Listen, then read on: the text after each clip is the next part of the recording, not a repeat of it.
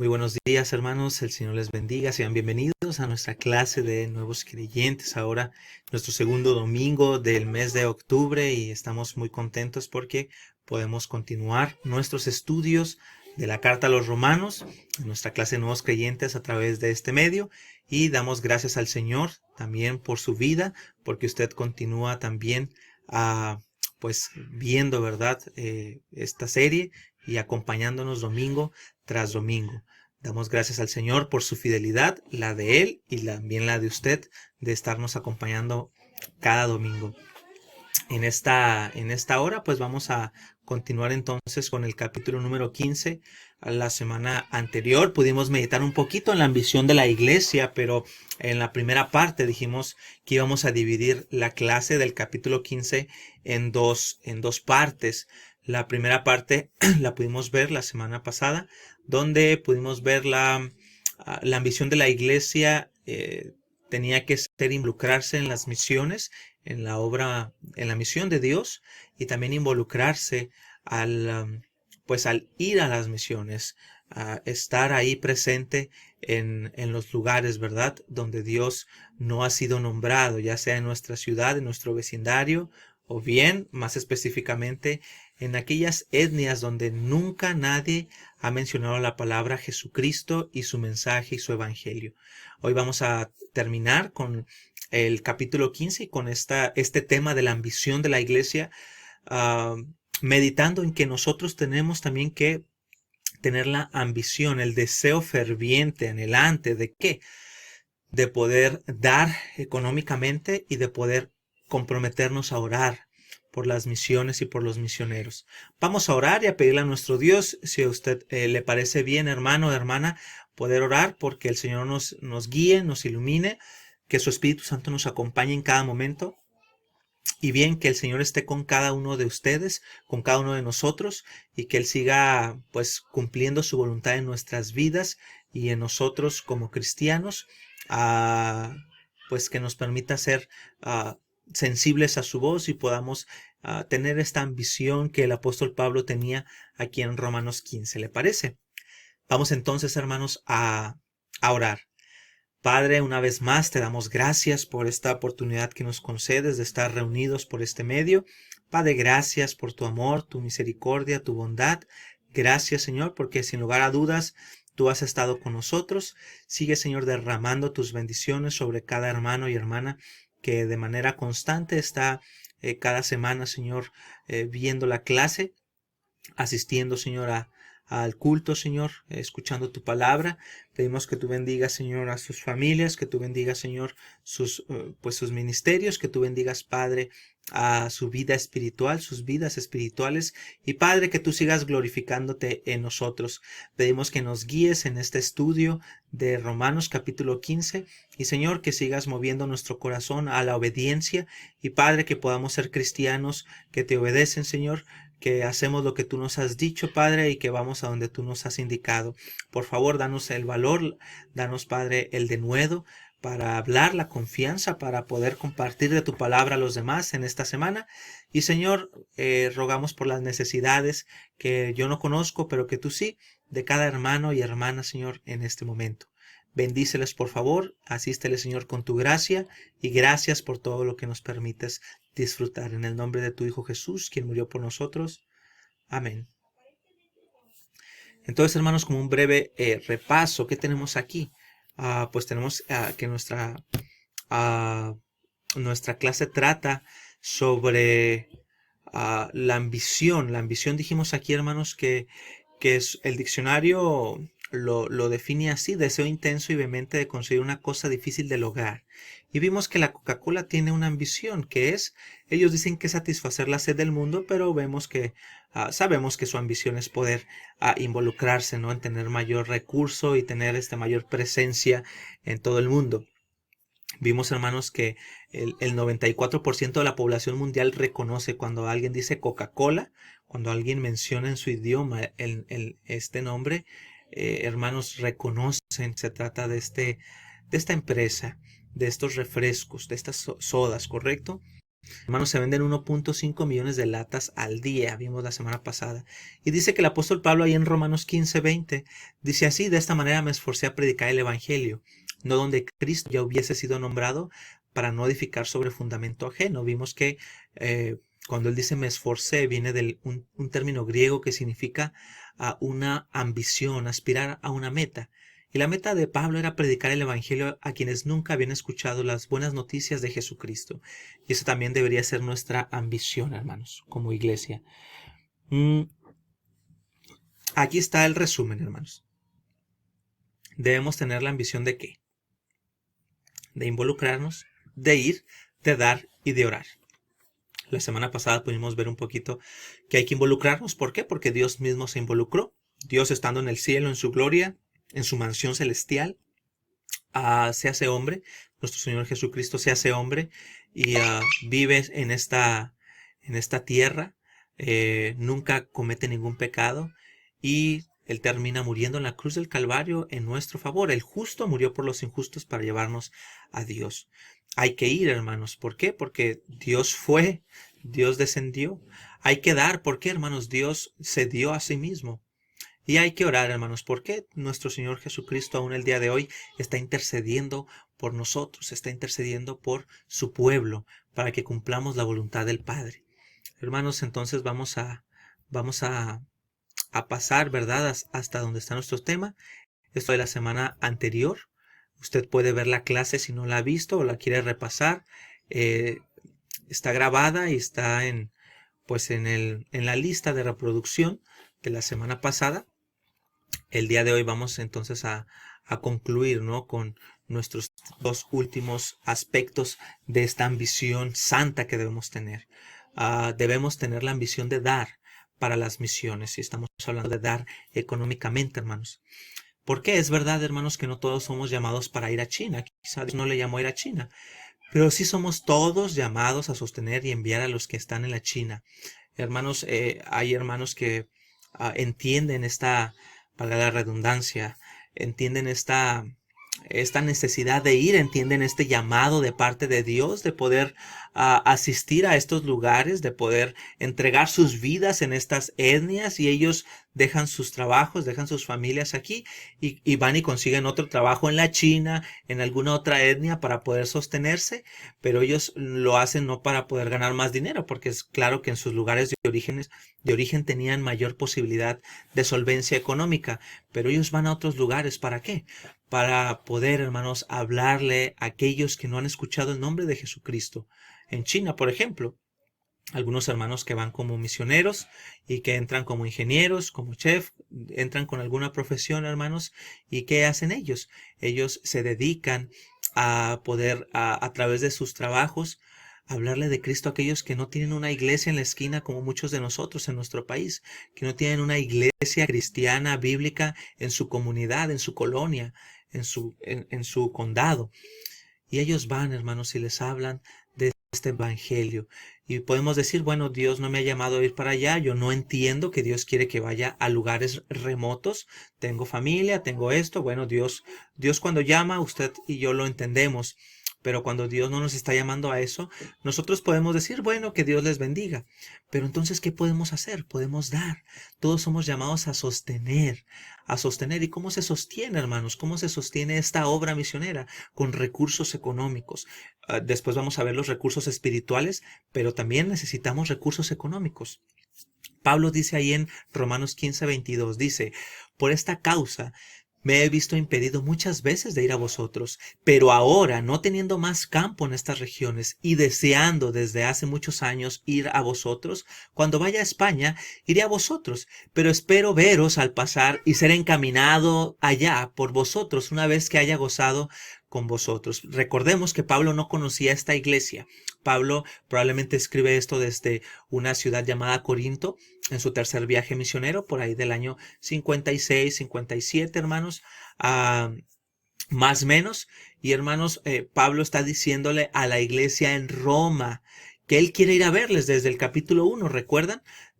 Pablo le está diciendo, yo quiero ir a verles, y aquí les está recordando, ¿para qué quiere ir a verles? Bueno, aparte de ir a gozar, de convivir con ellos y de conocerles, él va a ir a España. Él quiere ir a España, hermanos, que en ese entonces era un territorio, hermanos, donde el evangelio no era conocido, donde Jesucristo no había sido nombrado. Y Pablo dice, yo quiero ir a España, pero quiero pasar primero a ustedes, y dice, y quiero ser encaminado. Esa es la frase importante aquí.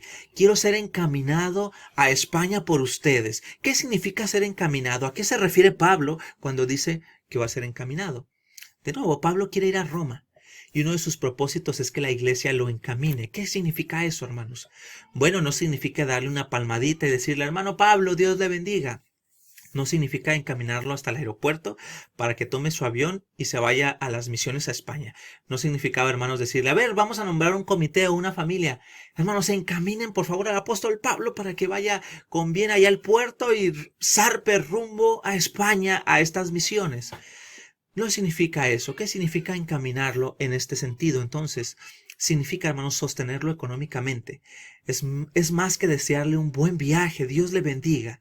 Es proveer, es comprometerse a proveer económicamente lo necesario para que ellos sigan predicando a Cristo donde Él no había sido nombrado. Hermanos, el apóstol Pablo hacía tiendas. Él se sostenía y muchas veces él trabajó, hermanos, con sus propias manos. Él mismo lo da testimonio en sus cartas que escribe a diferentes iglesias y dice, yo trabajé y yo no quiero ser gravoso, yo tenía mi propio recurso económico.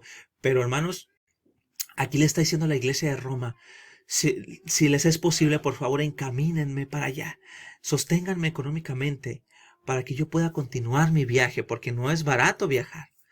Hermanos, si ustedes y yo vamos a tercera carta de Juan, capítulo, pues solo tiene un capítulo y vamos al versículo 5 y 6. Vea lo que dice ahí la palabra de nuestro Dios. Tercera carta de Juan no es el Evangelio, sino la tercera carta, está al final de la Biblia. Después de tercera de Juan sigue Judas y luego sigue Apocalipsis. Y dice así el versículo 5 y 6. Amado, fielmente te conduces cuando prestas algún servicio a los hermanos, especialmente a los desconocidos. Pablo, el apóstol Juan le está hablando aquí a Gayo, que era un hermano en la iglesia. Y dice, los cuales han dado testimonio ante la iglesia, un testimonio de tu amor, y harás bien en encaminarlos como es digno de su servicio a Dios, para que continúen su viaje. Hermanos, dice que hará bien a este hermano Gallo en encaminarlos, en darles alguna ofrenda, en comprometerse a darles económicamente. Dice, porque salieron por amor al nombre. Los misioneros, hermanos, salen por amor a Cristo y nosotros por amor a Cristo los encaminamos. Nosotros por amor a Cristo los sostenemos. De nuevo, podemos ir hasta la China o podemos quedarnos aquí y sostenerlos, hermanos, con nuestra ofrenda, con nuestros recursos económicos y también con nuestros recursos espirituales. La obra, hermanos, misionera está vinculada con la iglesia local. Nosotros pertenecemos a esta iglesia local. Y, hermanos, la obra de ir al final del mundo está vinculada con nosotros, hermanos. No podemos pedirle a McDonald's que envíe misioneros, porque jamás lo harán. Esa no es su tarea, ese es nuestro privilegio, hermanos. Entonces la obra misionera siempre está vinculada, hermanos, a iglesias locales que se comprometen a dar de acuerdo a sus recursos y a dar de acuerdo, hermanos, a sus posibilidades para que la obra continúe, hermanos, más allá de este territorio, de esta ciudad, de este país, de de este contexto. Hermanos, cuando hay pasión por Dios, esa es nuestra ambición. ¿Cuál? Que Cristo sea conocido, no solamente en nuestro vecindario, sino en todo el mundo. Y de nuevo, podemos ir como misioneros o podemos quedarnos y sostener económicamente misioneros. Lo triste de hoy en día, hermanos, es que no tenemos pues un deseo vehemente de que Dios sea conocido, pasión por Dios. Muchas veces nuestro compromiso con Dios y su obra como que está en un segundo término. En ocasiones tenemos más compromiso por nuestras mascotas que por la obra mundial de Dios. Somos capaces de gastar miles y miles de pesos al año. Sí, por nuestras mascotas, pero no damos ni un peso en ocasiones, hermanos, para que la obra misionera se siga extendiendo. La pregunta ¿es pecado tener mascotas y cuidarlas? Claro que eso no es pecado, de ninguna manera eso es ofensivo al Señor. ¿Cuál es el problema entonces? El problema es el siguiente, hermanos, que El pecado es que nuestras mascotas tengan mayor prioridad que la causa de Dios. Dios tiene una misión, hermanos, y es que su nombre sea conocido en todo el mundo. Y hermanos, esa es la misión de Dios, esa es su prioridad en este sentido. Y es pecado entonces que nosotros no nos unamos a su misión en un sentido, que gastemos miles de pesos en bañar a nuestros perros, en las croquetas de nuestros perritos, de la comida de nuestros animales, en sus vacunas, y que dejemos morir de hambre, hermanos, a familias enteras que salieron por amor al nombre de Cristo y que el día de hoy están batallando para conseguir su pan diario. Ese sería el pecado. El pecado no es tener mascotas y cuidarlas.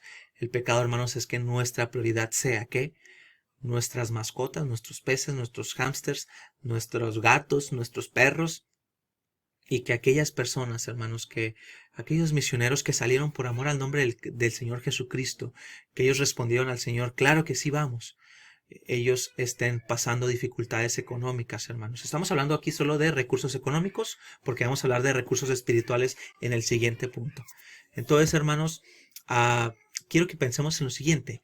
Si en un sentido práctico una pareja o una familia se propone comprar, hermanos, un refrigerador, una televisión, una sala, hermanos, un automóvil o tal vez una casa y lo logra, ¿por qué no puede una iglesia de 50, 100, 300 o más miembros fijarse como objetivo sostener uno, dos o más misioneros y lograrlo también? ¿Qué dice la familia? Si queremos un carro, necesitamos dar por mes 4,000 pesos durante 3 años. ¿Correcto? ¿Cuánto es nuestra entrada? Bueno, nuestra entrada es de tanto.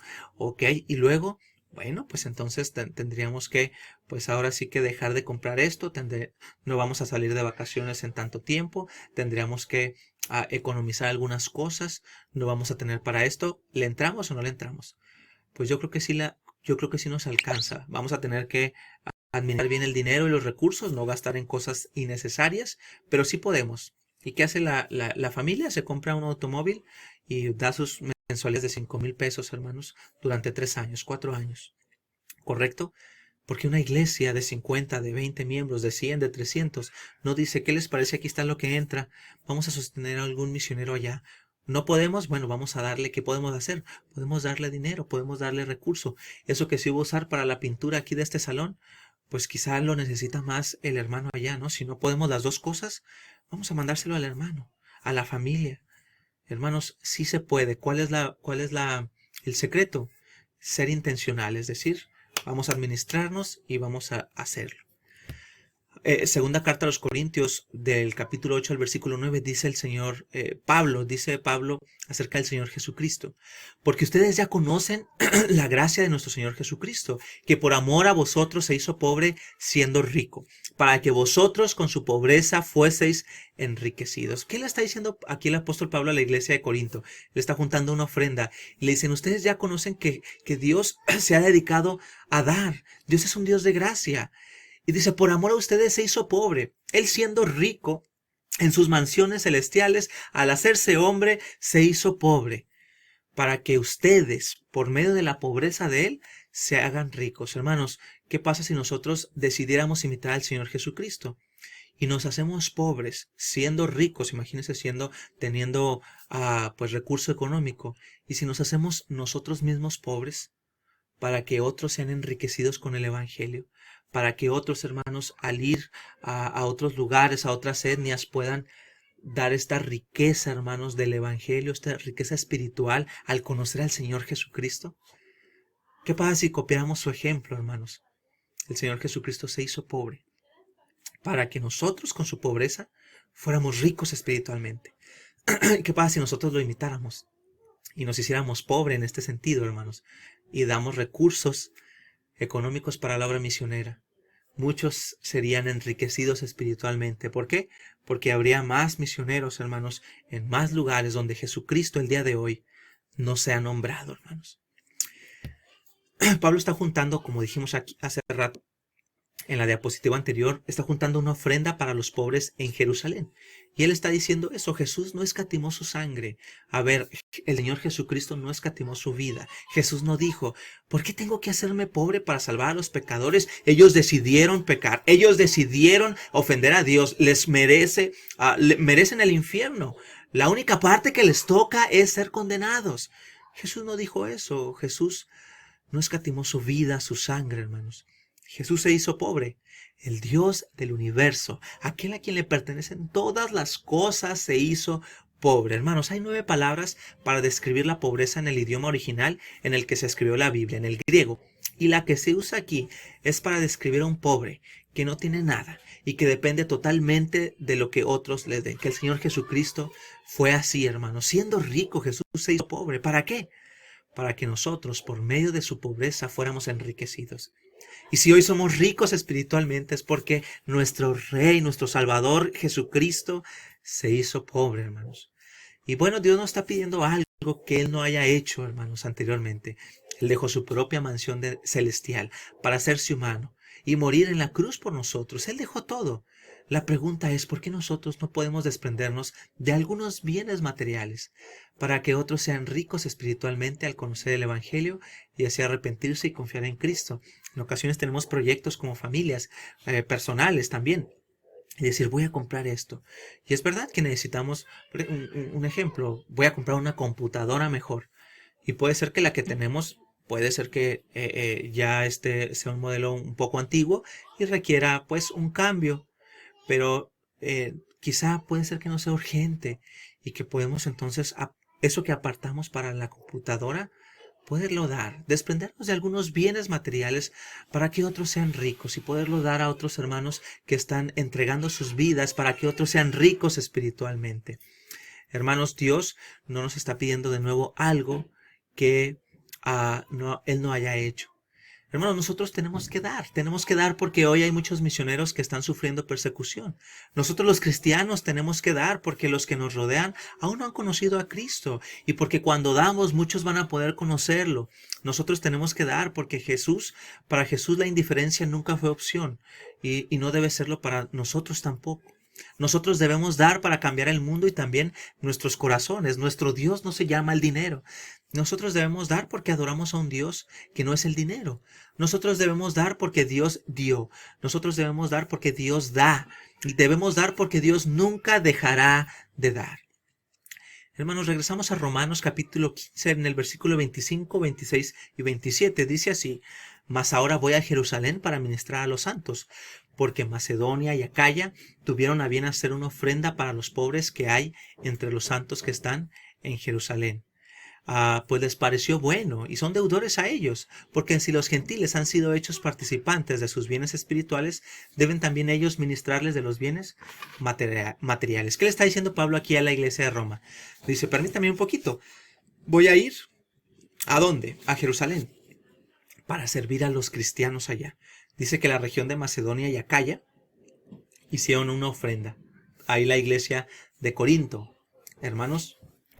Y dice él, así que cuando haya concluido esto y les haya entregado este fruto, pasaré entre vosotros rumbo a España. Y sé que cuando vaya a vosotros llegaré con abundancia de la bendición del Evangelio de Cristo. Tenemos la opción de ir a las misiones mundiales. Tenemos la opción de dar para sostener a los que están en las misiones. Y por último, hermanos, tenemos la opción y debemos tener la ambición de orar por las misiones, la obra misionera mundial y los misioneros.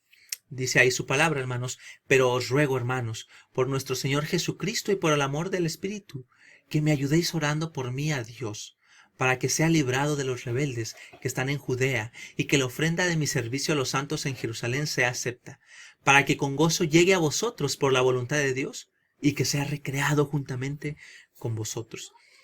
Pablo está pidiendo oración por 3 cosas. La primera es que él sea librado de los rebeldes. Había personas malvadas. Segundo, que reciban la ofrenda en Jerusalén. Y tercero, para que después de dar la ofrenda en Jerusalén, llegue con bien de nuevo hasta Roma. 2000 kilómetros, hermanos, y que no se recorran como en avión el día de hoy. 2000 kilómetros de Ciudad Juárez a la Ciudad de México, hermanos, para regresar a Roma, y no se iba a quedar ahí, sino que quería ser encaminado por ellos, ayudados económicamente y espiritualmente. ¿Para qué? Para ir a España. Entonces Pablo está diciendo, yo quiero ser apoyado por ustedes con recursos económicos, materiales, pero ahora también quiero ser apoyado por ustedes con recursos espirituales. Quiero que ustedes oren por mí. Si notamos esto, hermanos, Dice, os ruego, hermanos, por nuestro Señor Jesucristo y por el amor del Espíritu, que me ayudéis orando por mí a Dios. Pablo está pidiendo esta ayuda espiritual y muchos misioneros el día de hoy requieren que nosotros oremos por ellos.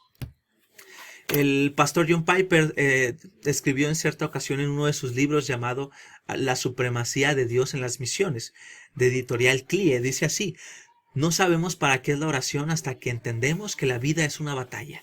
La vida es una batalla. La vida cristiana no es solo, ¿cómo se llama? Una batalla, pero hemos de recordar que entre otras cosas, la vida cristiana siempre se trata de una guerra, de una lucha. Y dice el hermano John Piper, nuestra falta de oración se debe en gran parte a que muchas veces olvidamos esa realidad. ¿Por qué no oramos? Porque se nos olvida que estamos en una guerra espiritual. Se nos olvida que estamos en una batalla espiritual. Y dice el hermano John Piper, dijo en esa ocasión cuando escribe este libro, que nuestra falta de oración es porque se nos olvida que estamos en una batalla. Él nos recuerda algo interesante, que no estamos en un picnic, hermano, no estamos en un día de campo.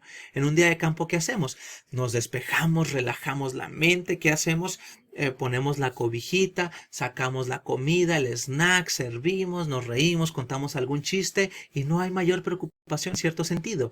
Pero si estuviésemos en una guerra, hermanos, nosotros estaríamos alerta del enemigo, estaríamos siempre pendientes de lo que va a suceder, estaríamos, hermanos, día y noche velando, estaríamos siempre pensando, hoy debo comportarme como un soldado porque puedo morir. Hoy debo resistir, hoy debo continuar la batalla. Hermanos, los cristianos debemos recordar que estamos en una guerra espiritual. No estamos en un picnic, estamos en una guerra espiritual. ¿Y nosotros qué tenemos que hacer? Luchar, hermanos, luchar y orar, que es una de nuestras armas espirituales, la oración. Y él dice algo interesante también, el hermano John Piper, que no puse en la pantalla. Dice que la oración no es una línea como la que usamos en un hotel. Servicio al cuarto. ¿Qué pasa con la línea servicio al cuarto? Usted levanta el teléfono y dice, quiero por favor una Coca-Cola y unas enchiladas al cuarto. Estoy en la habitación 403 y cuelga. Y entonces, ¿qué pasa, hermanos? En unos minutitos tocan a la habitación. Servicio al cuarto. Y usted abre. Gracias. Le traen sus enchiladas y una soda. Y 5 minutos después usted dice, se me olvidó, necesito una plancha para poder, desarrugar mi ropa. Levanta el teléfono y dice, servicio al cuarto, necesito una plancha en el cuarto que ya le mencioné hace rato. Y cuelga. Gracias, muy amable. Y 5 minutos después, servicio al cuarto, todo lo que usted pide se lo traen. Claro, hay que pagarlo, pero bueno, la plancha no, pero si pide comida en el restaurante del hotel, muchas veces hay que pagarlo, ¿correcto? Servicio al cuarto, pagar por el servicio. Ahora, la oración no es eso, la oración no es, Dios, te pido por favor, como el servicio al cuarto, que me des el capricho que necesito. Dice el hermano John Piper, la oración es más bien como un walkie-talkie, ese que se usaba en la guerra, para decir necesitamos refuerzos, para decir estamos batallando con esto, por favor traigan a más soldados, traigan más armas, traigan municiones, traigan los botiquines de primeros auxilios porque hay alguien aquí enfermo. ¿Para qué es entonces la oración? No es para levantarlo y decir, Dios, necesito esto, tú sabes que requiero esto. Dice el hermano John Piper, la oración no es un servicio al cuarto. La oración es un walkie-talkie donde estamos en guerra y le decimos, Señor, envíe más obreros a su mies. Señor, hace falta más recursos. Señor, hace falta más para que la gente le conozca. ¿Cómo usamos nosotros la oración? ¿Como un servicio al cuarto o como un radio, walkie-talkie, cuando estamos en guerra? El gran apóstol Pablo, hermanos, sabía que necesitaba del sustento en oración de la iglesia. De lo contrario, sería difícil e imposible su labor. Y pide que luchen con él. Ayúdenme, luchen conmigo, dice el apóstol Pablo. Dios nos ha dado la oración, hermanos, porque Jesús nos ha dado una misión. Y Pablo entendía la misión como una guerra. Dios nos ha dado una misión. Y para eso tenemos un recurso espiritual vital. ¿Cuál? Orar. Dios bendice a los hermanos que están ahora en China. Dios bendice a los hermanos, a la familia Sutana que está en Timbuktu. Dios bendice a la familia Mengana que está allá. Provéeles, ayúdales. Hermanos, para eso es la oración. Estamos en guerra. Hay que ayudar a los hermanos. ¿Cómo? Luchando con ellos a través de la oración. ¿Cree que esta semana podamos orar por algunos de los misioneros que usted ya conoce? Por algunos de los misioneros que nuestra propia iglesia apoya. Dios quiera que sí, hermanos. En tiempos de guerra, los periódicos están llenos de titulares sobre la situación de las tropas. En tiempos de guerra, las familias hablan de los hijos, a los hijos y a las hijas que están en el frente y les escriben y oran por ellos, porque están preocupados por su seguridad. En tiempos de guerra estamos en guardia, nos armamos, estamos preparados. Hermanos, en tiempos de guerra usamos el dinero de forma diferente. Hay austeridad, no porque nos guste ser austeros, sino porque hay formas más estratégicas de gastar ese dinero que llenar nuestras casas de comodidades. El esfuerzo, hermanos, realizado en tiempos de guerra nos afecta a todos. Todos tenemos que recortar de algún u otro modo. Entonces, hermanos, en tiempos de guerra no decimos como que la fachada de mi casa ya no me gusta, la voy a pintar de otro modo. En tiempos de guerra no decimos como que voy a construir ahorita 2 cuartos aquí atrás porque me hacen falta para las visitas y para esto y lo otro. Aunque es bueno y esto son proyectos que uno puede tener en su casa y como familia, en tiempo de guerra uno no gastaría el dinero así. En tiempo de guerra uno no desperdiciaría el dinero de esta manera. Y digo desperdiciaría porque necesitamos el dinero para otras situaciones. Vamos a ahorrar, vamos a guardarlo, porque la guerra nos puede dejar en ruinas. ¿Qué pasa si ahorita nos destruyen la casa? ¿Qué pasa si ahorita nos corren y nos mandan a otro lado? El dinero no se usa de la misma manera. Y si nosotros, hermanos, recordamos que estamos en una guerra espiritual, eso cambiaría nuestra manera de usar nuestro dinero y nuestro recurso, hermano. Eso cambiaría nuestra manera de orar, hermanos, y en lugar de usar la oración como un servicio al cuarto porque necesito unas enchiladas, más bien usarlo como un radio, decir: Dios, envía más obreros a tu mies. Dios, por favor, bendice a los hermanos que están en necesidad. Son pocos los que piensan que estamos en una guerra más devastadora que la Segunda Guerra Mundial o que cualquier guerra nuclear que podamos llegar a imaginar. Pocos creen que Satanás es el peor enemigo, peor que cualquier enemigo físico, peor que Hitler. Y pocos se dan cuenta, hermanos, nos damos cuenta de que el conflicto no está solo en unos cuantos países, sino que está en cada pueblo y en cada ciudad del mundo. ¿Quién cree, hermanos, hoy en día que esta guerra no solo deja heridos o muertos, sino que lo que ocurre es que muchas personas lo pierden todo, incluso el alma, y entran en un infierno de tormento eterno? ¿Quién cree eso, hermanos? Los cristianos debemos creer esto, hermanos, que estamos en una lucha, en una guerra, donde las personas están perdiendo, hermanos, sus almas, sus propias vidas, y están descendiendo al infierno, hermanos, en picada, como si fuera un tobogán. Se están resbalando en caída libre, hermanos, y están descendiendo al infierno por multitudes, por montones. Por eso es que el mensaje del Señor Jesucristo debe ser predicado el día de hoy por nosotros. Por eso es que la iglesia del Señor Jesucristo debe marchar al frente e ir, hermanos, luchando y combatiendo, hermanos, contra las huestes espirituales de maldad. ¿Para qué, hermanos? Para que el mundo conozca este mensaje y pueda tener esta bendición de confiar en Jesucristo como su Rey, su Señor y su Salvador. Como conclusión, hermanos, en la India existen casas con pisos de tierra que no tienen agua, no tienen electricidad. La carne no la pueden comprar muy fácil. Hay muchas cosas que millones de familias en la India no tienen. Sin embargo, a pesar de todo ello, hay una cosa que sí tienen y que no puede faltar en su hogar: la Coca-Cola. La empresa Coca-Cola tiene una ambición. ¿Cuál? Satisfacer la sed del mundo. Cuenta con más de 24 millones de puntos de venta en 200 países. Además, posee un grado de reconocimiento del 94% de la población mundial, siendo el segundo término más reconocido del mundo después de la expresión OK, vendiendo 1.5 millones de latas al día.